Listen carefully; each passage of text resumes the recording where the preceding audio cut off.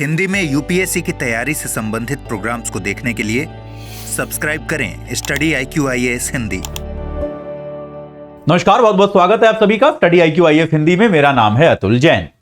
भारत में आमतौर पे जब भी कोई चुनाव होता है उसके तुरंत बाद हमेशा एक मांग जोर पकड़ती है और वो मांग होती है कि भारत में चुनावों की जो शुचिता है, चुनावों की जो पवित्रता है, उस पर कोई संशय ना आने पाए, यह सुनिश्चित किया जाए। और चुनावों की शुचिता पर हालांकि कई तरह के डाउट किए जाते हैं, कई तरह के संदेह किए जाते हैं, लेकिन एक जो सबसे कॉमन संदेह जो किया जाता है वो है इलेक्ट्रॉनिक वोटिंग मशीन्स के कारण। ईवीएम, जिनका भारत में अब आप सभी जानते हैं, मेरे ख्याल से आप में से अधिकांश लोगों ने कभी ना कभी शायद वोट भी दिया होगा, 18 वर्ष से ऊपर के आप में से ज्यादातर लोग होंगे। तो आप अगर वोट देते हैं तो अब आपका वोट जो है वो एक इलेक्ट्रॉनिक वोटिंग मशीन के जरिए दिया जाता है। और यह संदेह जो है ये भारत में बार बार, और अब से नहीं 2006 से यह संदेह भारत में जताया जा रहा है कि यह इलेक्ट्रॉनिक वोटिंग मशीन से जो मतदान करने की प्रक्रिया है यह कितनी पवित्र है, यह कितनी जो है विवादहीन है, इसकी जांच हमेशा कराई जानी चाहिए। अलग अलग समय पर अलग अलग राजनीतिक दलों ने इसकी मांग करी है। मुझे याद है जब ईवीएम की शुरुआत हुई थी तब चूंकि कांग्रेस की सरकार थी तो भारतीय जनता पार्टी के वरिष्ठ नेता और भारत रत्न अवॉर्डी लालकृष्ण आडवाणी साहब जो हैं वो ऐसे पहले नेता थे जिन्होंने ईवीएम को लेकर चिंता जताते हुए एक पत्र लिखा था निर्वाचन आयोग को कि चुनावों को इस तरह से मशीन से कराना उचित नहीं है, क्योंकि मशीन जो है वो खराब की जा सकती है या फिर हैक की जा सकती है। उसके बाद हालांकि यह बात सही है, एक बेनिफिट ऑफ डाउट हम उनको दे सकते हैं कि भाई उस समय मशीन नई थी, किसी को ज्यादा जानकारी थी नहीं। फिर ये मशीनें जो हैं धीरे धीरे चलती रहीं, अलग अलग समय पर अलग अलग राजनीतिक दल इस तरह की मांग करते रहे और इसको लेकर एक विवाद जो है वो हमेशा बना रहा। यह विवाद इतने वर्षों बाद भी आज भी कायम है। आज भी जब भी चुनावों का परिणाम आता है कहीं ना कहीं कुछ हलकों में यह मांग जरूर उठती है कि यह इलेक्ट्रॉनिक वोटिंग मशीन जो है उनकी जांच की जानी चाहिए या फिर उनको जो है किसी ना किसी तरीके से रोका जाना चाहिए, उनकी प्रक्रिया पर हमको ध्यान देना चाहिए। अब ये इसका कारण क्या है, ऐसा क्यों हो रहा है, इस पर हम चर्चा कभी किसी और एपिसोड में करेंगे कि क्या इसकी आवश्यकता है या फिर इसकी आवश्यकता नहीं है। इस पर हम चर्चा कभी और करेंगे।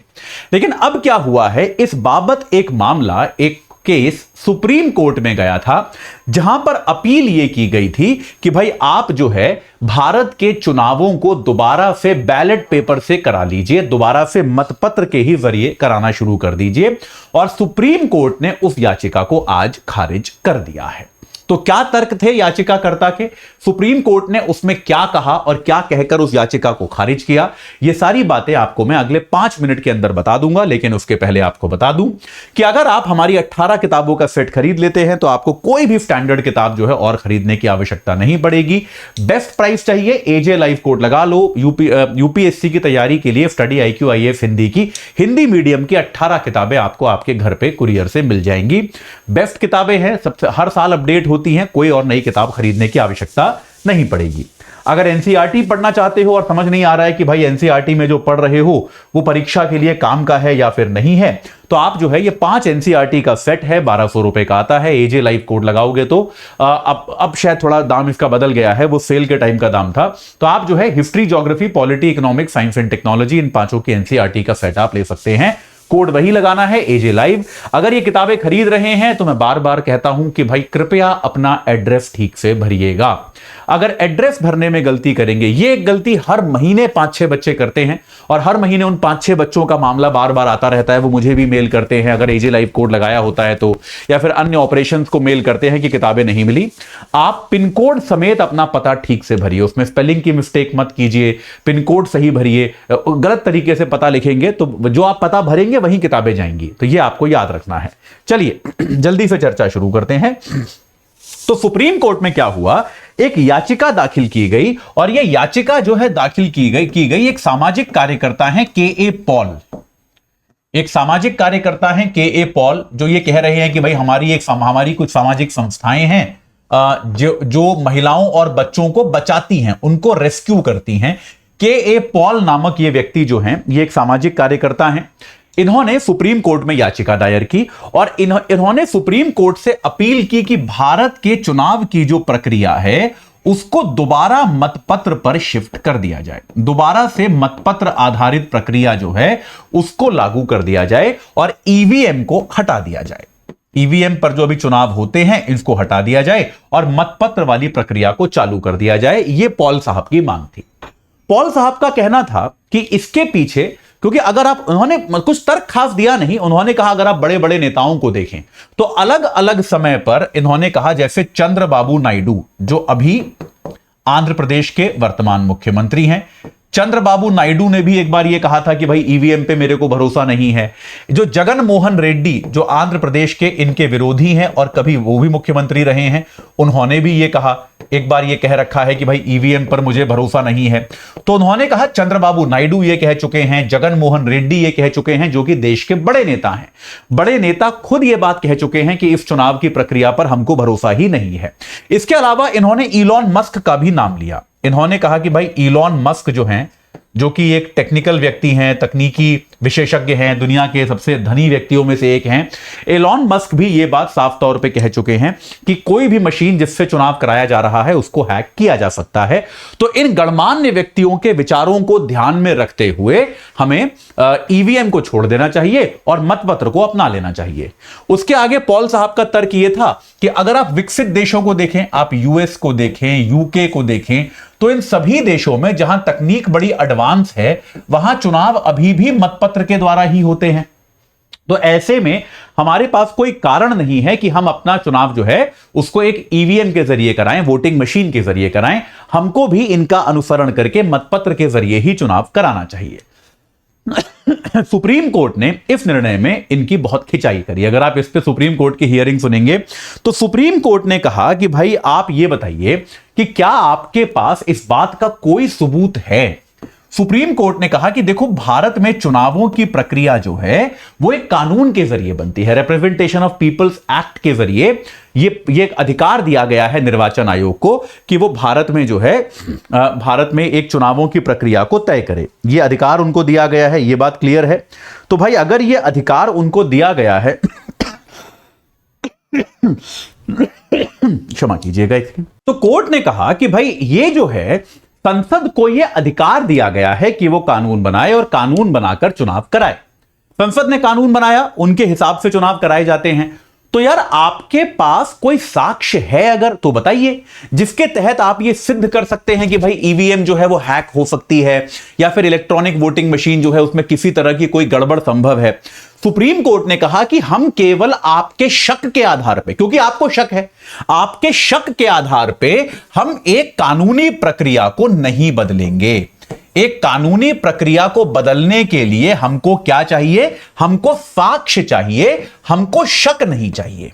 कि आपको शक है, आपका शक काफी नहीं है। सुप्रीम कोर्ट ने कहा कि भाई पॉल साहब, आपका शक काफी नहीं है। अगर आपके पास कोई साक्ष्य है, आपको ऐसा कोई जानकारी है, कोई ऐसा आपने टेस्ट कराया है, कोई टेक्निकल रिपोर्ट है, तो आप दिखाइए, तो हम उस पर बात करेंगे। लेकिन आपको लगता है या फिर दूसरे देश ऐसा करते हैं, यार ये तो कोई रीजन नहीं हुआ। दूसरे देश तो बहुत सारी चीजें करते हैं, क्योंकि याद करिए कुछ महीने पहले सुप्रीम कोर्ट ने एक अन्य जजमेंट में भी कहा था कि यार दूसरे देशों से तुलना करनी गलत है, उनकी आबादी हमारे एक राज्य से भी कम है, तो दूसरे देशों से हमें तुलना नहीं करनी चाहिए। उनकी आबादी जो है हमारे एक राज्य के बराबर भी नहीं है।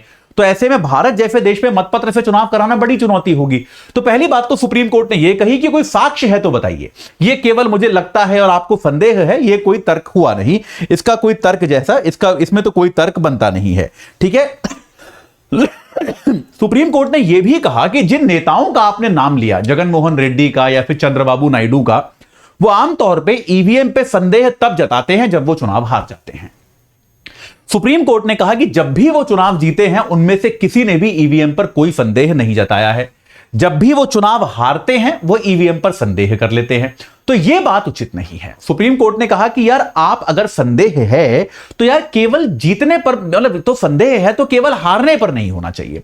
संदेह अगर आपको ईवीएम पर है तो वो जीतने पर भी होना चाहिए कि हमारी जीत जो है वो भी गड़बड़ है, उसमें भी ईवीएम का ही कुछ ना कुछ हाथ है। ये बात क्लियर है। तो सुप्रीम कोर्ट ने ये दो तर्क देकर इस याचिका को खारिज कर दिया।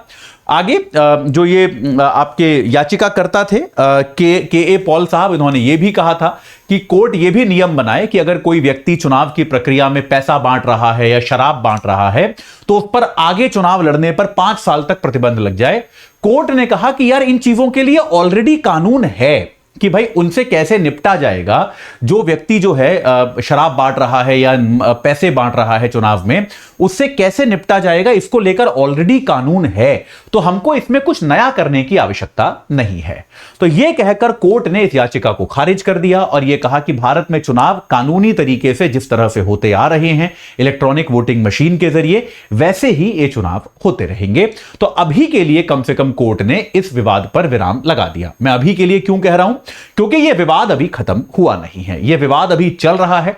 इसको लेकर बहुत लोगों के दिमाग में संदेह है, तो इस प्रकार की बातें, इस प्रकार की मांगे आती रहेंगी और इसका कुछ ना कुछ परिणाम जो है कभी ना कभी निकलेगा। लेकिन अभी जो है, अभी के लिए कम से कम इस पर एक विराम लग गया है। चलिए अभी के लिए इतना ही। इसमें कुछ नया होगा तो मैं आपको आगे बताऊंगा।